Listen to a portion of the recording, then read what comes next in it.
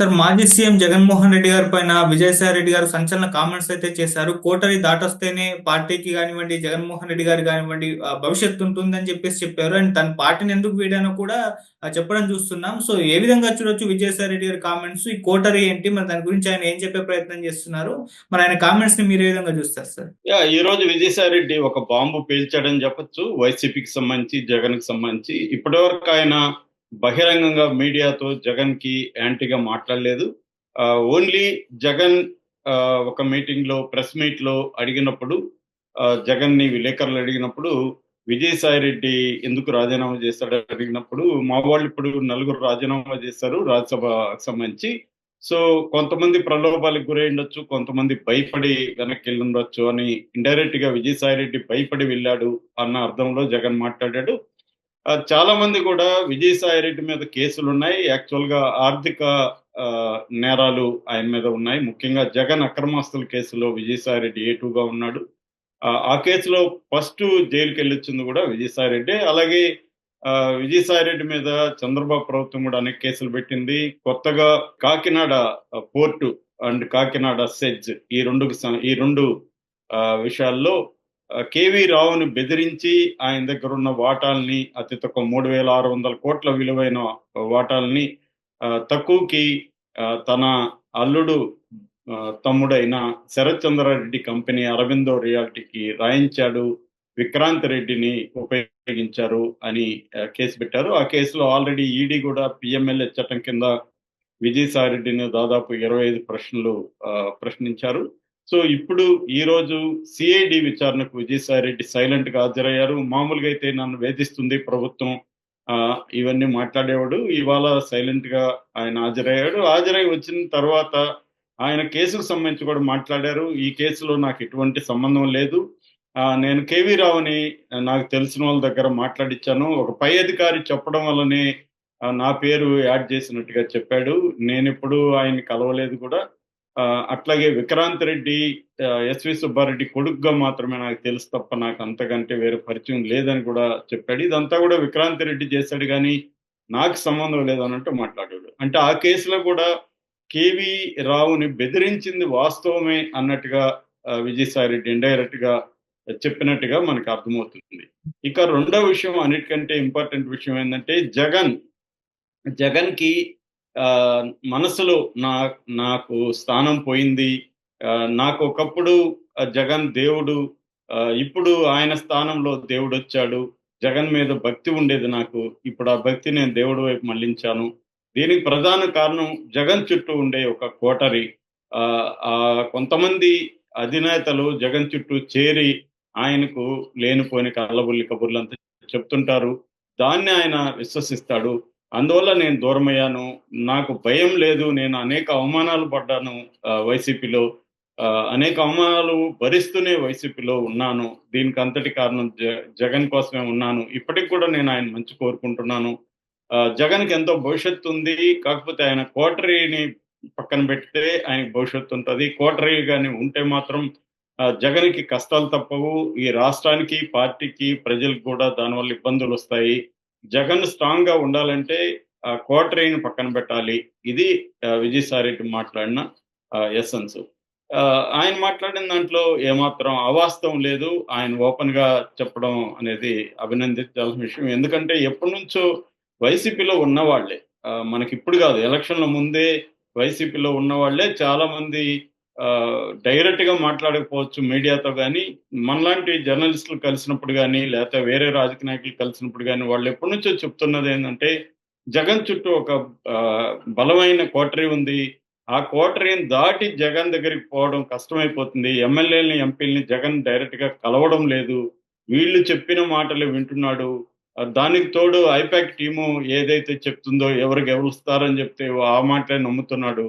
అంతకుముందు నిరంతరం ప్రజల్లో ఉండే జగన్ ప్రజలకి దూరం అయిపోయాడు. ప్లస్ ప్రజలు పక్కన పెడితే కనీసం ప్రజా ప్రతినిధుల మాట వినడం మానేశాడు.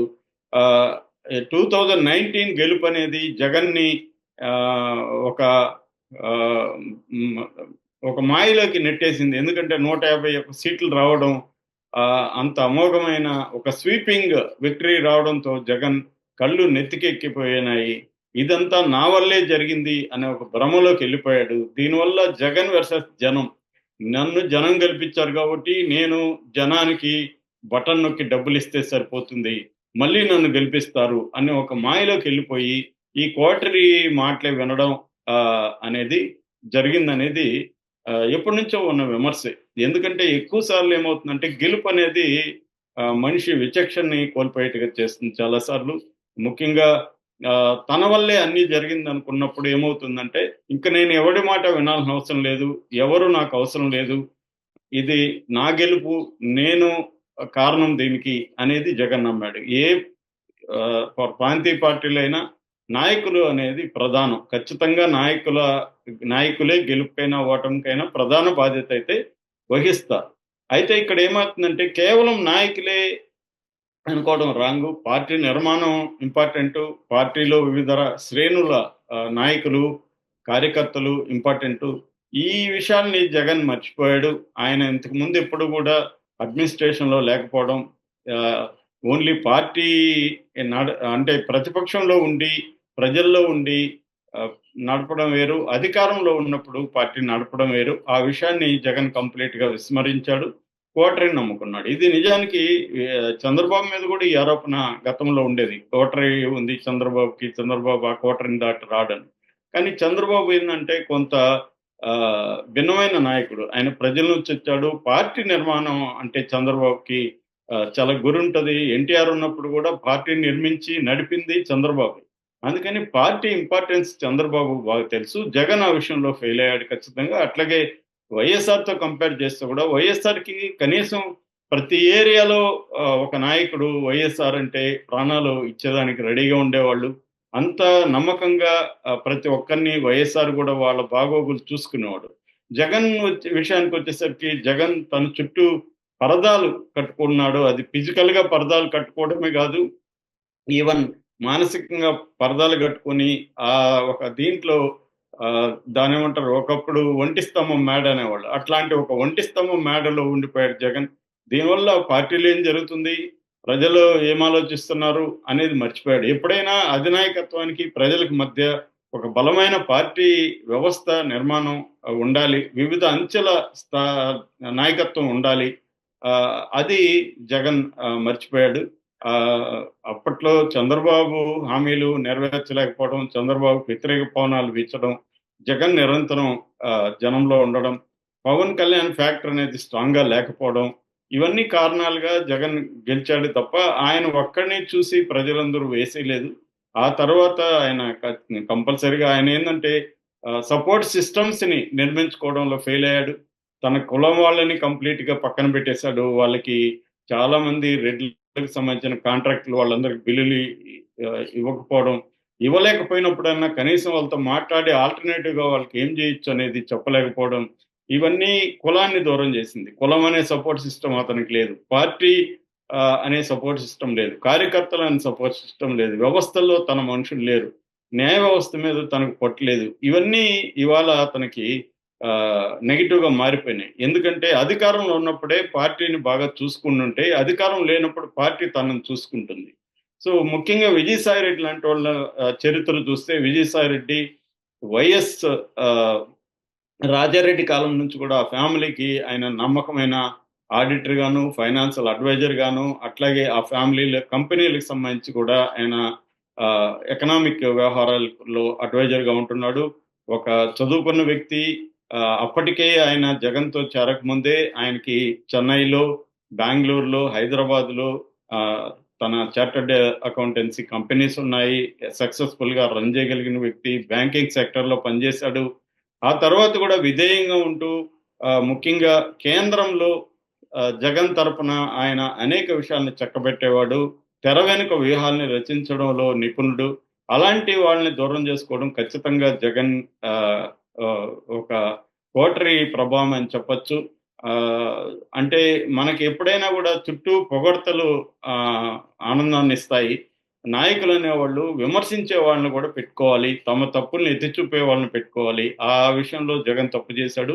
ఇప్పుడు జగన్ 2.0 అంటారు. 2.0 వెర్షన్ వచ్చాడని చెప్పుకుంటున్నారు గానీ, ఇప్పుడు గూడా సేమ్ వ్యవస్థే ఉంది. మళ్ళీ ఆ సజ్జల బ్యాచే ఉన్నారు. ఆ పాత కోటరీని అట్లాగే ఉంది. ఎవరిని మార్చట్లేదు అన్న విమర్శలు జగన్ అభిమానుల నుంచే వస్తున్నాయి. దాన్ని విజయసాయిరెడ్డి కుండ బద్దలు కొట్టినట్టుగా చెప్పాడు. ఎక్కడా జగన్ మీద అతను నెగెటివ్‌గా మాట్లాడలేదు. జగన్‌ని ప్రేమిస్తూనే జగన్ లోపాల్ని ఆయన చెప్పాడు. ఇప్పటికైనా జగన్ ఈయన మాటల్ని సీరియస్‌గా తీసుకోవాలి. తన లోపాలేంటి? తన కోటరీ ఏంటి? దీన్ని ఎలా బ్రేక్ చేయాలి? ప్రజలకి ద్వితీయ శ్రేణి, తృతీయ శ్రేణి నాయకత్వానికి, కార్యకర్తలకు దగ్గరగా ఎలా ఉండాలి? వాళ్ళ వాయిస్ ఎలా వినాలి? వాళ్ళ నాన్న ఫేమస్ డైలాగ్ ఉంది. నేను విన్నాను, నేను ఉన్నాను అనేది. అది జగన్ అలవరుచుకోవాలి. అది లేనప్పుడు ఖచ్చితంగా జగన్‌కి విజయసాయిరెడ్డి చెప్పినట్టు